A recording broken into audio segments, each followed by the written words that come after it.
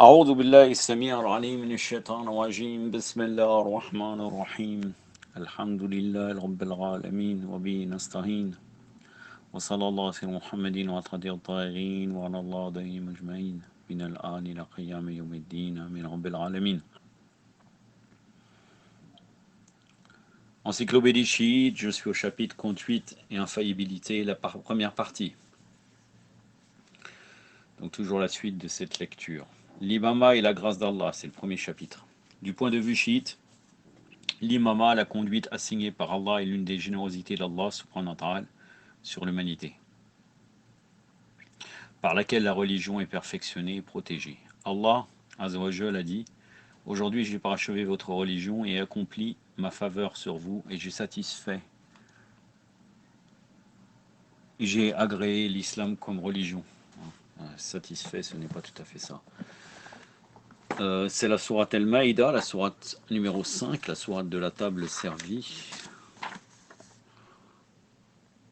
le verset numéro 3.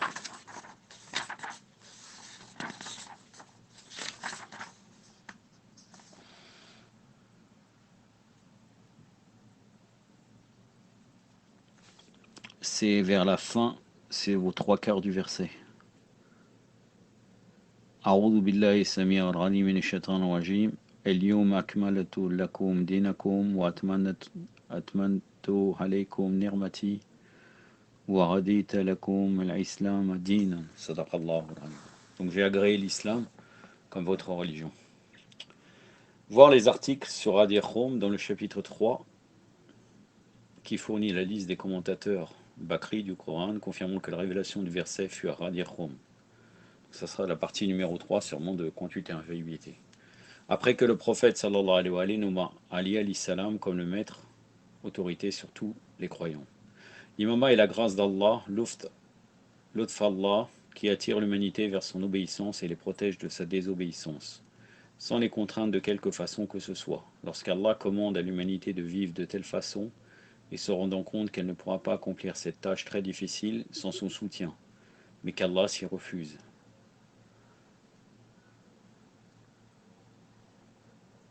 Cela contredirait le propre but de l'humanité. Évidemment, une telle négligence est mauvaise selon la raison. En tant que telle, la grâce d'Allah, la grâce est l'un des attributs d'Allah subhanahu wa ta'ala. En fait, le Saint-Coran déclare: Allah est compatissant envers ses serviteurs. La sourate 42, le verset 19. De tête, la sourate 42, normalement, est la sourate El-Fossilat. Fossilat, c'est la sourate... Non, c'est la sourate 41, l'exposé en détail, El-Fossilat. Donc 42, ce n'est pas... C'est la sourate El-Shura, donc la délibération, le verset numéro 19. Le début du verset. A'udhu billahi samir al-ghalim min ash-shaytan ar-rajim. Allahumma latifu bil ibadi. Sadaqallahu al-alim. Il y a beaucoup d'autres endroits où le Tout-Puissant emploie le terme grâce en son saint livre. Voit par exemple la sourate numéro 6, le verset 103, la sourate numéro 12, verset 100, sourate 22, verset 63, sourate 31, verset 16, sourate 33, verset 34, sourate 42, verset 19, sourate 67, verset 14, etc., etc. Vous pouvez revenir de chez vous à ces versets. Les messagers d'Allah ont été responsables d'apporter aux gens de nouveaux commandements. Ils étaient des avertisseurs, comme le Coran en témoigne. Cependant, certains messagers étaient des imams guides, mais l'inverse est incertain.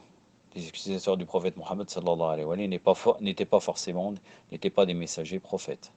Les imams n'ont apporté aucun nouveau message, ni ouvert ou changé la loi investie par le prophète sallallahu alayhi wa sallam. Ils ont servi de guides et de gardiens de la religion. Leur mission est d'expliquer le raffinement de la charia, la loi divine pour le peuple. Ils éclaircissent les choses et les événements embrouillants qui se produisaient à chaque époque. En outre, ils sont les seules personnes qui ont la pleine connaissance du Coran et de la Sunna du prophète Mohammed sallallahu alayhi wa sallam. Donc ils sont les seules personnes qualifiées qui peuvent correctement interpréter les versets du Saint-Coran et expliquent sa signification comme mentionné dans le Coran lui-même. La sourate numéro 3, entre autres, le verset numéro 7, c'est normalement celui qui parle le tahwil, et pour les gens rasikhun fil ilm. On ne va pas revenir pour les enraciner dans la science. Normalement, c'est ce verset-là. De toute façon, il y a une autre référence qui est la sourate 21, verset 7. Je vais plutôt me diriger vers la sourate 21, le verset 7. Mais je regarde quand même si c'est bien ce verset. Normalement, c'est celui-là. C'est celui dans la famille Imran, très très connu, que je vous ai cité précédemment. Donc, je ne vais pas revenir. Oui, exactement, c'est celui-là. Donc, la sourate 21, le verset 7. La sourate 21, qui correspond à la sourate El-Anbiya, donc des prophètes, dans le Mus'haf actuel. Le verset 7.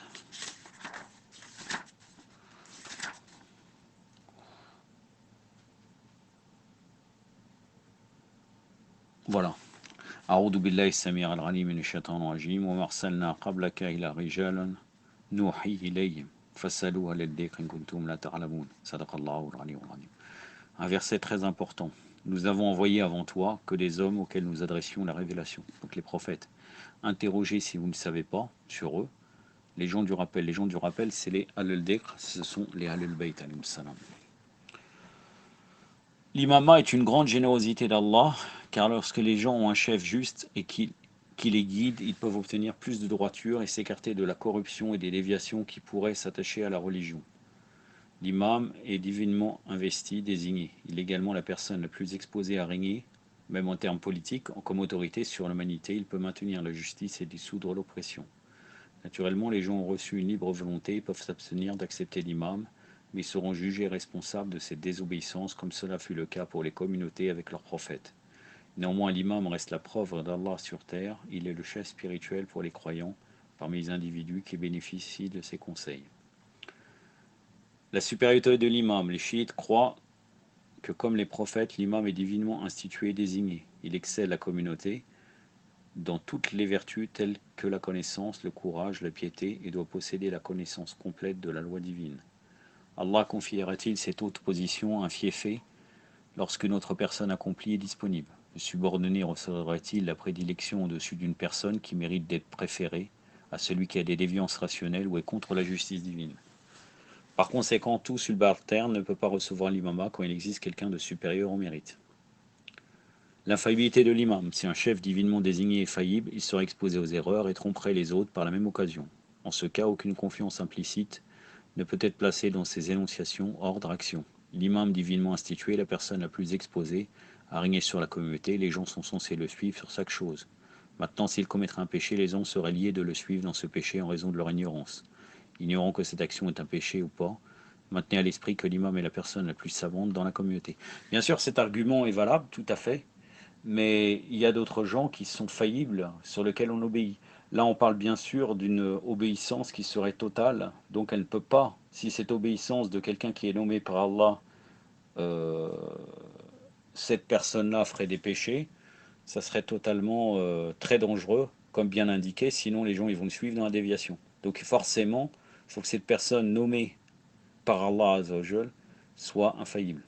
Sinon, le fait de suivre, on peut tout à fait suivre quelqu'un pour certaines choses sans qu'il soit infaillible. Donc c'est surtout dans le sens que on parle des gens qui sont nommés par Allah Azzawajal. Sinon, pour d'autres, il y a des gens qui suivent des gens dans l'erreur. Dans l'erreur, ou même dans des choses qui méritent d'être obéies, comme dans le travail. Ils ont de compétences supérieures, mais en tout cas, pour les choses divines, il faut quelqu'un qui soit infaillible pour pouvoir le suivre dans tout. Une telle situation est inacceptable par la grâce d'Allah, puisque l'obéissance dans le péché est mauvaise, illégale et interdite. D'ailleurs, cela signifierait que le chef devrait être obéi et désobéi en même temps. Cela serait clairement une contradiction et n'est pas louable. En outre, s'il serait possible que l'imam commette le péché, ce serait le devoir des autres de lui en empêcher, puisque chaque musulman est obligé d'interdire aux gens de faire du mal, actes illégaux. En ce cas, l'imam serait méprisé au lieu d'être le chef de la communauté. Il deviendra ignoré de ses disciples et sa conduite sera inutile. L'imam est le défenseur de la loi divine. Ce dépôt ne peut pas être confié aux mains faillibles. Il y a une personne qui gérerait ce dépôt incorrectement. Ainsi, la faillibilité est un état indispensable pour l'imam ou un calife divinement institué car il est le protecteur et l'interprète de la loi religieuse. Allah exalté indiqua dans le Coran: ô vous qui croyez, obéissez à Allah et obéissez aux messagers et à ceux investis de l'autorité parmi vous. Sourate An-Nisa, la sourate des femmes, la sourate numéro 4, donc le verset 59.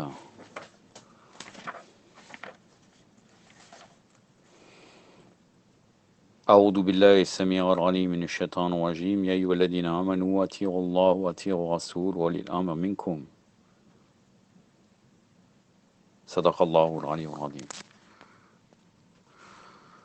Donc ce verset indique une obéissance totale envers les Uli al-Amr, car il faut le relier à obéissez à Allah et obéissez au prophète. Parce qu'il y a d'autres gens, dans d'autres argumentations des mukhalifin, qui vont nous dire le contraire, alors que là, ce n'est pas du tout les dirigeants, car il est relié à l'obéissance totale du prophète, sallallahu alayhi wa alayhi. J'ai un petit problème de batterie de téléphone, mais tout de suite je me branche. Voilà, c'est fait. Donc je vais continuer. Ce verset oblige les musulmans d'obéir à deux choses. D'abord obéir à Allah, puis obéir aux messagers, et à ceux investis de l'autorité. L'arrangement des mots prouve que l'obéissance d'Ulul Amr est autant obligatoire que l'obéissance du messager, parce que le Coran emploie juste un verbe pour les deux sujets sans le répéter. Naturellement, il signifie que Ulul Amr, d'ailleurs ceux qui détiennent le commandement, devraient être de même importance que le messager, autrement Allah ne les aurait pas associés à ce verset par ce verbe obéir. Il est intéressant de noter qu'Allah utilise un verbe à part avant de mentionner le messager, les Ulul Amr, ce qui prouve qu'Allah a une plus haute autorité que celle du messager et des Ulul Amr. Il est clairement clair du verset ci-dessous qu'Ulul Amr ne sont pas limités aux messagers, autrement Allah aurait seulement dit obéissez à Allah et obéissez aux messagers seulement. Mais il a ajouté Ulul Amr, ceux qui ont l'autorité donnée par Allah. C'est l'un des endroits du Coran où le concept de l'imama est nécessaire pour l'humanité. Dans l'article précédent intitulé Infaillibilité des prophètes, nous avons cité de nombreux versets du Coran prouvant la faillibilité du prophète sallallahu alayhi wa sallam. Tous ces versets argumentent les deux points suivants. L'autorité du messager d'Allah sallallahu alayhi wa sallam sur les croyants est illimitée et sans discussion. Tout ordre donné dans n'importe quel état, n'importe où et à tout moment devrait être exécuté sans réserve. L'autorité suprême lui a été confiée parce qu'il était sans péché, marsoum, c'est-à-dire le deuxièmement, exempté de tout type d'erreur et de péché. Autrement, Allah ne nous aurait pas ordonné l'obéissance sans s'interroger ou douter. En cet article, nous avons également donné la référence d'une tradition dans le Sahih al-Bukhari, démontrant que le prophète et les califes divinement institués sont infaillibles, marsoum. En outre, du verset 4, de la sourate 4, verset 59, nous avons conclu qu'Ulul Amr ont été institués exactement de la même autorité sur les musulmans que celle du messager. Ainsi, l'obéissance d'Ulul Amr a la même position que l'obéissance du messager. Il s'ensuit naturellement qu'Ulul Amr doit également être infaillible et exempt d'erreur. Autrement, leur obéissance n'aurait pas été jointe avec l'obéissance du prophète et sans aucune condition. Le commandant des croyants, Imam Ali, alayhi salam, a dit « Celui qui désobéit Allah ne doit pas être obéi, et certes l'obéissance est pour Allah, son messager, et ceux investis de l'autorité. Certes Allah ordonna aux gens l'obéissance pour le messager, parce qu'il était sans péché et pur, afin qu'il ordonne aux gens d'obéir à Allah, et certes il a passé commande aux gens d'obéir à ceux investis de l'autorité, parce qu'ils sont infaillibles, purs, et qu'ils ne demandent pas aux gens de désobéir à Allah. » Il a le Sharia par Shir Sadouk, volume 1, page 123. On est dans le chapitre où Ulul Amr signifie-t-il les autorités musulmanes. C'est important parce que les mukhalifin disent cela. Plusieurs des mukhalifin tentent d'interpréter Ulul Amr minkum comme les autorités musulmanes, les dynasties royales, les présidents, les dirigeants, etc., etc. Cette interprétation n'est basée sur aucun raisonnement logique, ainsi que sur aucun verset explicite du Coran appuyant cette thèse.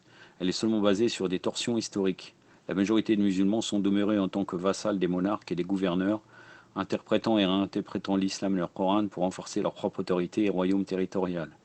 L'histoire des musulmans, comme de toutes les autres nations, est remplie de noms de gouverneurs dont l'injustice, la débauche et la tyrannie ont terni le nom de l'islam. De telles règles ont toujours été et le sont perpétuellement. Ces tyrans sont autoproclamés Ulul Amr, c'est-à-dire de ceux qui détiennent le commandement nommé par Allah. Si Allah nous avait ordonné d'obéir à de tels rois et gouverneurs, une situation impossible serait produite pour les musulmans. Les disciples misérables seraient condamnés au mécontentement d'Allah. S'ils obéissent à ses règles, ils auront désobéi à l'injonction d'Allah. N'obéis pas aux pécheurs. La sourate 76, le verset 24. Alors, et j'avais déjà cité ce verset précédemment, donc je ne vais pas revenir dans d'autres... dans la série sur l'infaillibilité des prophètes. Et s'ils désobéissent à de telles règles, ils ont encore désobéi à l'injonction, obéissez à ceux investis de l'autorité parmi vous, si cela serait ainsi. Par conséquent, si nous acceptons cette interprétation, l'obéissance ou la désobéissance à leur autorité musulmane pécheresse faillible, les musulmans sont condamnés au déshonneur éternel. De plus, il y a eu des pouvoirs musulmans qui ont adopté différentes écoles et diverses persuasions. Il y a les Shafi'i, Hanbali, Maliki, Hanafi, ainsi que les chiites et Ibadi. Maintenant, selon cette interprétation, les Bakri gouvernés sous un roi Ibadi, comme dans le Hamman, le pays de Hamman, hein, la Jordanie. C'est la Jordanie, je pense. Oman, pardon, Sultanat d'Oman. Devraient suivre les principes ibadites et ceux qui résident sous un pouvoir chiite, comme en Iran, devraient suivre la croyance chiite. Des Bakri vivant dans un pays chiite ont-ils la conviction et le courage de suivre leur interprétation professée d'après leur propre courant de pensée contraire au chiisme. Le célèbre disciple Bakri Fakhr Razi conclut en son Tafsir al-Kabir que ce verset montre qu'Ulul Amr devrait être infaillible. Marsoum, infaillible. Il mentionne qu'Allah a stipulé que les gens devraient obéir aux Ulul Amr sans réserve. Donc il est essentiel que Ulul Amr soit irréprochable, car s'ils ont la possibilité d'accomplir un ou plusieurs péchés, donc une interdiction, cela signifie qu'on devrait leur obéir, mais également enfreindre leur désobéissance. Cela est totalement impossible. Tafsir al-Kabir par Mohammed ibn Omar Fakhr al-Razi, volume 2, page 144. Cependant, afin de dissuader ses lecteurs sur la croyance des Ahlul Bayt, alayhim salam, Fakhr al-Razi a inventé la théorie que la communauté musulmane dans l'ensemble est infaillible. Cette interprétation est unique en son genre, et aucun savant musulman n'a jamais souscrit à cette théorie puisqu'elle n'est basée sur aucune tradition. Il est étonnant que Fakhr al-Razi accepte que chaque individu de la domination musulmane soit faillible, pourtant il prétend que celle-ci dans son ensemble soit infaillible. Même un étudiant d'école primaire sait que 200 vaches plus 200 autres variétés de bovins vaches font 400 vaches et non un cheval. Mais Fakhr Razi souligne que les 70 millions d'individus faillibles, plus 62 millions de personnes faillibles, peuvent faire sortir de leur rang une infaillibilité. Veut-il nous faire croire que si tous les patients d'un hôpital psychiatrique se joignent ensemble, ils seront identiques à une personne douée de raison et de logique? Évidemment, avec sa connaissance du Coran, il ne pouvait conclure que sur l'infaillibilité d'Ulul Amr. Cependant, il ne s'est pas penché dans ce verset sur l'expression minkum, de parmi vous, qui prouve que Ulul Amr faisait partie de la communauté musulmane, non de toute une nation. D'ailleurs, si toute la nation musulmane devrait être obéie, alors à qui devons-nous obéir? D'ailleurs, la communauté dans son ensemble n'a jamais eu une voix commune.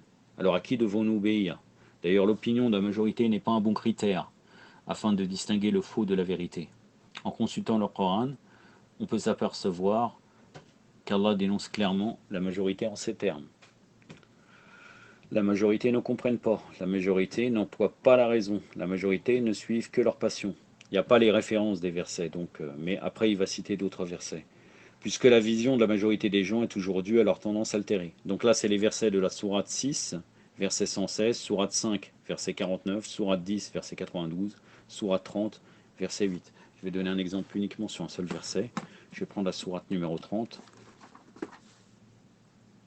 le verset numéro 8.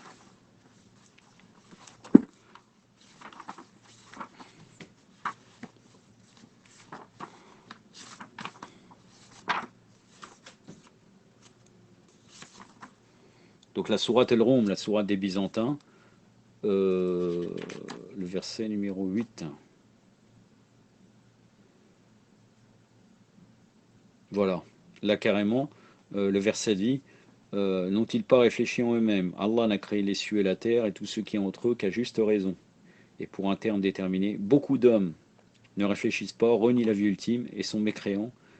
Beaucoup d'hommes sont mécréants au sujet de la rencontre de leur Seigneur. أعوذ بالله السميع العليم من الشيطان الرجيم أولم يتفكروا في أنفسهم ما خلق الله السماوات والأرض وبينهما إلا بالحق وأجل مسمى وإن كثيرا من الناس بلقاء ربهم لكافرون صدق الله العلي العظيم.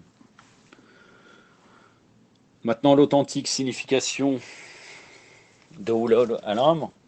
Nous tournons maintenant vers l'interprétation correcte du verset à l'étude, celle des Ahlul Bayt alayhim salam. L'imam Jafar Sadiq alayhi salam a rapporté que ce verset fut descendu au sujet d'Ali alayhi salam, d'El Hassan et d'El Hussein salawatullah alayhima. En entendant ceci, quelqu'un lui a demandé. Les gens se demandent pourquoi Allah n'a-t-il pas fait la mention du nom d'Ali et de sa famille en son livre. L'imam a répondu, dis-leur qui a ordonné techniquement la salat. Allah n'a pas mentionné s'il fait exécuter 3 ou 4 unités. C'était le messager d'Allah qui expliqua tous les détails. Et lors de donner la zakat, l'impôt religieux a été révélé, mais Allah n'a pas révélé qu'il l'était de 40 dirhams. C'était le messager d'Allah qui l'a développé. Le Hajj, le pèlerinage à la Mecque, a été ordonné, mais Allah n'a pas nommé le nombre de tawaf circulés autour de la Kaaba.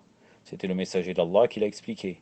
De même, ce verset révélé, obéissez à Allah et obéissez aux messagers, à ceux investis de l'autorité parmi vous, a été descendu au sujet d'Ali alayhi salam, d'Al-Hassan et d'Al-Hussein, salawatullah alayhima, qui étaient les seuls imams vivant à l'époque du prophète.